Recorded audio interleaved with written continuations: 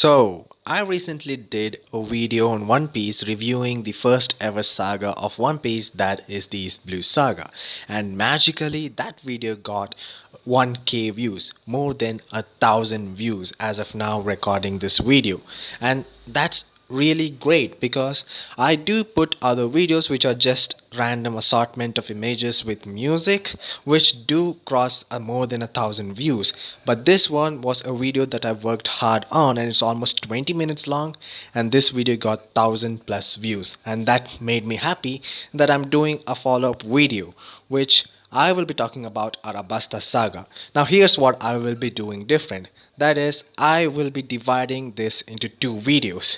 The first one will focus from Reverse Mountain to Drum Island, and the next video will have Arabasta because it deserves its own video because of how long it is and how much it impacts us. So first of all, what do I even think about Arabasta? Well, when I finished East Blue Saga with Arlong Parks being my most favorite arc, I thought there's nothing that Oda can do to top this. Well, I'm glad I was wrong. It looks like Oda has no thing stopping him from doing what he wants. Like he's literally increasing the stakes, and this is a reason I really love One Piece. I mean, look at the villains. This thing is so great, but I won't be talking about Crocodile or any of the Shichibukai in this thing. I will be talking about that in my next video.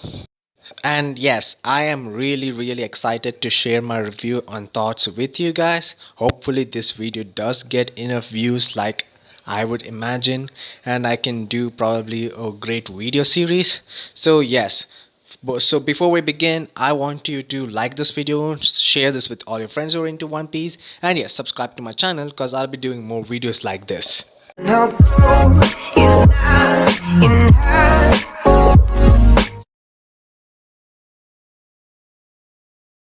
Everything after this point contains major spoilers for One Piece Arabasta arc. So if you haven't watched that arc, I suggest you to not continue from this on.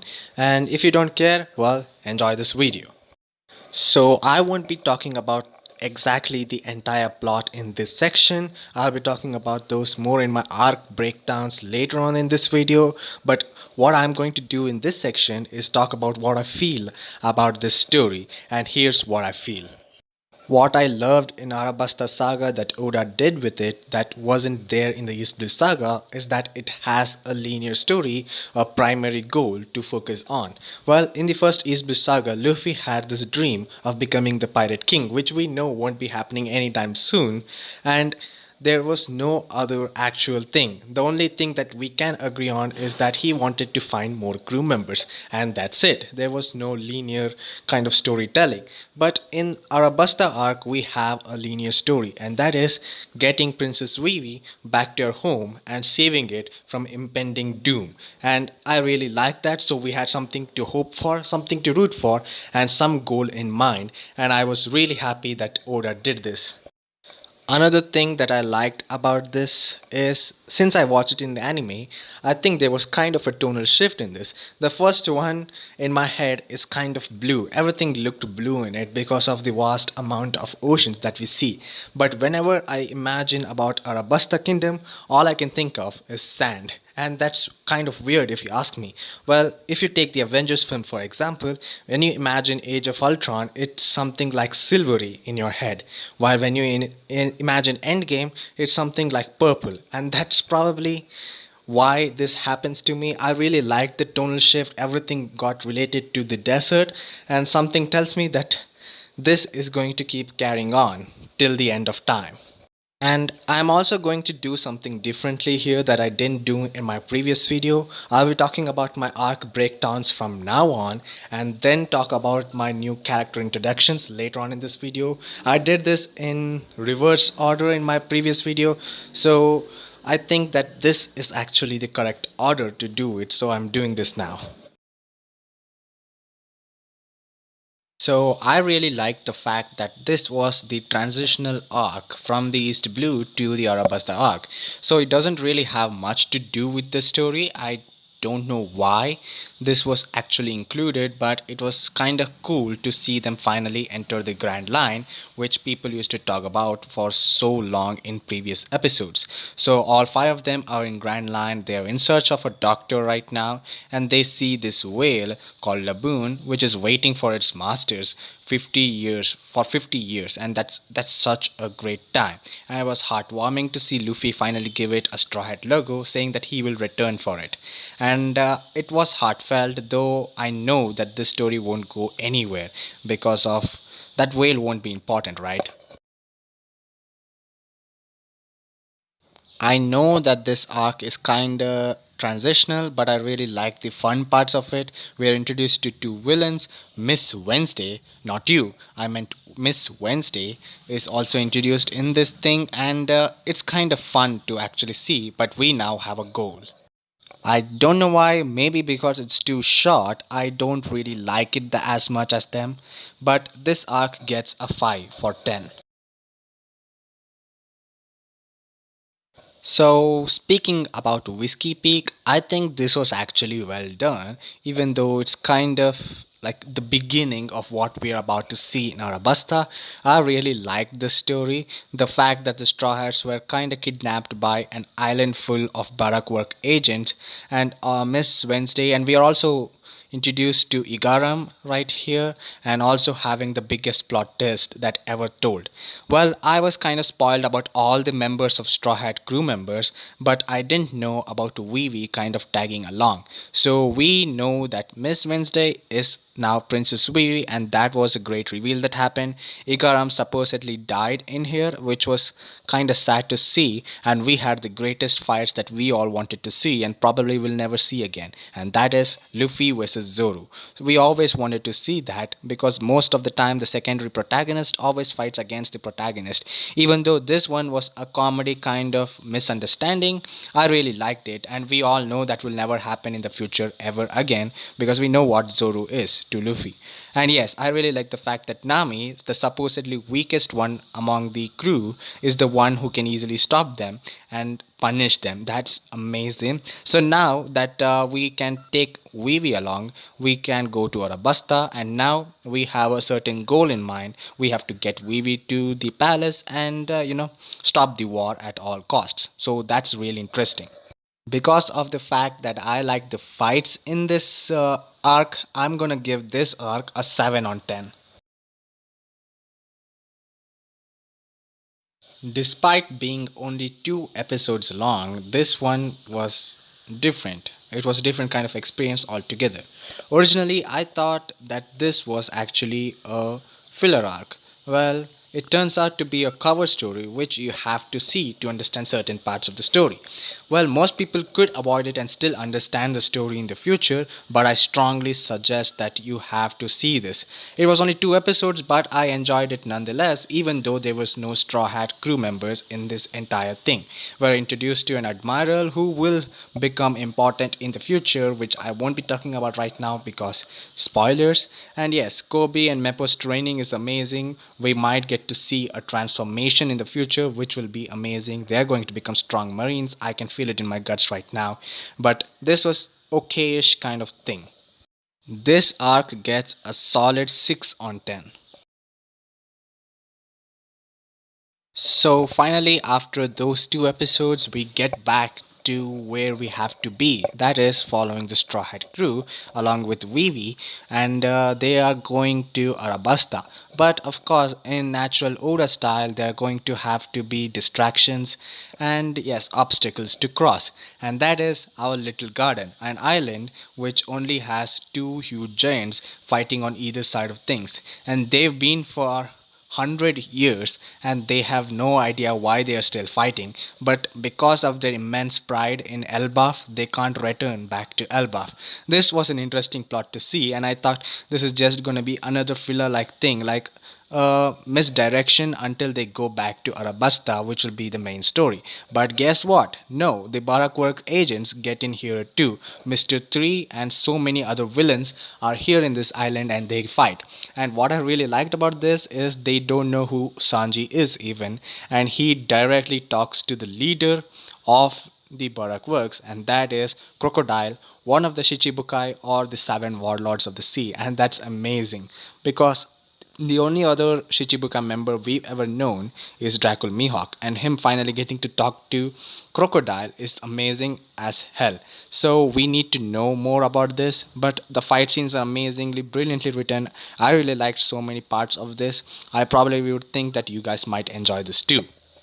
What I enjoyed about this arc is its pacing because something tells me that no one can pace any manga story like Ichiro Oda does, and I never felt even a bit bored at all in whatever happens. And the reason those two giants were fighting was hilarious as hell. You know if you know, and I'm not gonna talk about this in this video. This arc gets an 8 on 10 for that. So, the end game arc for this episode of my video is the Drum Island arc. And I know this is supposed to be introducing us a new member of the Straw Hats, that is Tony Chopper, but guess what? I didn't really like the villain of the story. Although I can understand that this is also an incredible tragic story of Tony Chopper and his doctor that he actually works with. I really like that. The doctor's death was kind of emotional to even me, and I really understand why he hates humans and he stays away from humans. But we also find out that Luffy and his crew are nothing like that. He actually carries his crew members on his back and climbs a huge mountain, which shows how much he loves his crewmates. So that's amazing, and it was also very important that Straw Hats get a new doctor, which was always wanted. But I'm really not happy with how Luffy actually the reason that Luffy actually invited Chopper is so that he can be emergency food. That was really sad. What I really didn't actually like about this is the villain himself. Every time Luffy goes to bring a new straw hat, the villain will be incredibly powerful. Take Zoro for example, he was fighting a devil fruit user, I think so. And there was also Nami who was with Arlong, and also Usopp who was going to fight the Black Cat pirates who were also powerful as hell. And even Sanji was fighting against Don Krieg and Dracul Mihawk of all people. There was so many stuff happening with the crew members, and here we have a guy who eats anything, which is what? I mean, I don't understand the fact of this villain. He's a totally funny gag reel type of villain. Although it was enjoyable to see the Straw Hats fighting against those villains, Zoro just coming here and fighting. I mean, we can totally make a movie called Zoro the Lost Soul, and I would still watch it. That's amazing. Though I didn't really find the villain really amusing.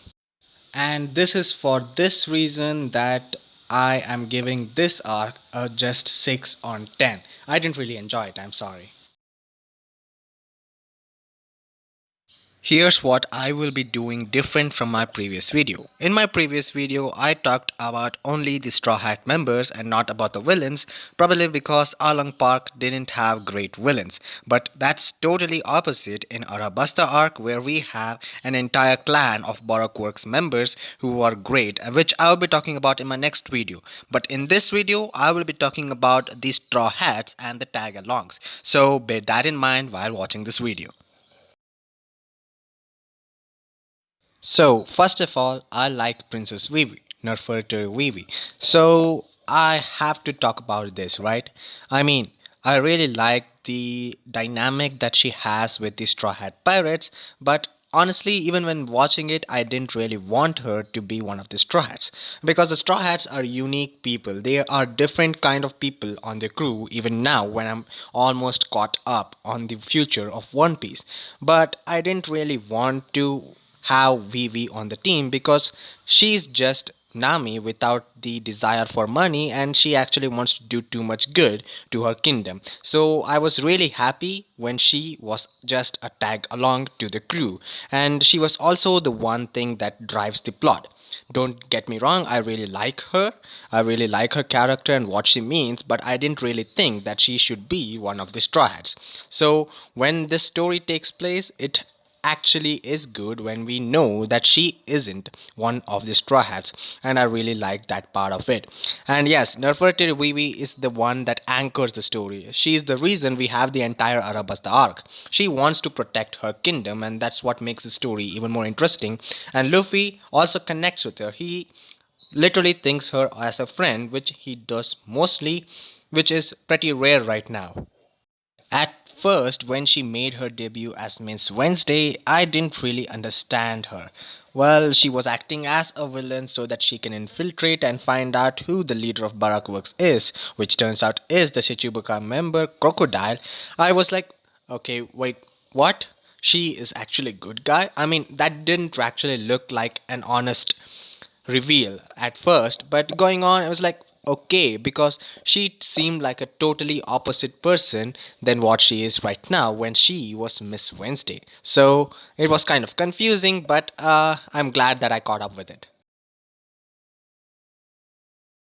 Now, onward to the sixth official member of the Straw Hats, and that is Tony Chopper, the doctor and the cutest member of the Straw Hats. I mean, everyone knows Chopper right now if you have been caught up with Arabasta. At first, he didn't really have anything to do with the story except giving a really good voice and being the doctor of the team, and I really like that. But guess what? This doctor also has something called the Rumble Ball, which he can use and transform into seven different forms, which is interesting, and I really liked it. I still don't know those seven forms by heart. I mean, it's still tough for me. I do know some of them like jump point and brain point and muzzle point, etc. I really want to see what goes on with the story. He's also one of these scaredy cats, and he's scared of humans, which, I mean, I am scared of humans too, which I can understand right now. But Chopper is one of the most interesting characters because of his dynamic with the crew. He is a new member, but the way he speaks with his new members is amazing, and he quickly is a friendly type. He becomes their friend so easily, and that's what I like about Chopper. Well, we take Zoro and Sanji for example. They both hate each other's guts, which I don't think is the actual case. I think they're just competitive brothers, that's all. But this is really great. I really like Chopper, and I hope he stays on the team. I mean, I know he stays on the team, but I hope he stays until the very end because he looks like some character who's gonna die real fast. If this was Attack on Titan, he would be dead right now, but you know what I mean. So, what do I have to talk about Chopper? He is an amazing doctor. I wish he also fulfills his dream. Every Straw Hat member joins the Straw Hats because he or she has a newfound dream that they want to achieve, that they can achieve if they should get on a ship with Luffy. And Luffy is the king of pirates. Come on, man. Everyone wants to be a crew member of the king of pirates. So here's what I'll be doing different from my previous video. In my previous video, I talked about my favorite scene in the entire saga. But in here, since it has multiple scenes that I love, just like the one in the previous one, but I didn't add it, here I am going to put top 3 favorite moments from the entire saga. So I guess you understand what I'm trying to say is that we're going to have 3 of my favorite scenes in a particular order. My number 3 favorite moment is the moment where the giants help Luffy against that huge fish and send him out, and he says out to the sea, which is an amazing scene. Please don't ask me why, but I really like this scene more than many other scenes that are there in this saga. There are so many badass scenes, but the one I love the most is this scene.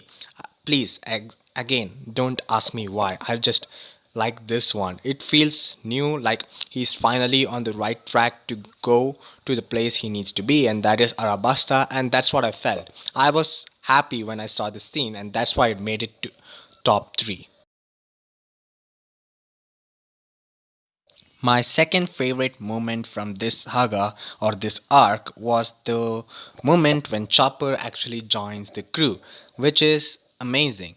I mean, when Luffy actually went in there and said, "Chopper, join my crew," I was sure that he was going to join the crew, but the payoff we have at the end and how, the way that Chopper actually joins Luffy, even though he doesn't really want to be out there, he really wants to actually go out in the ocean and find different kind of medicine to cure people, but he just doesn't want to go, leaving the doctor Kureha behind.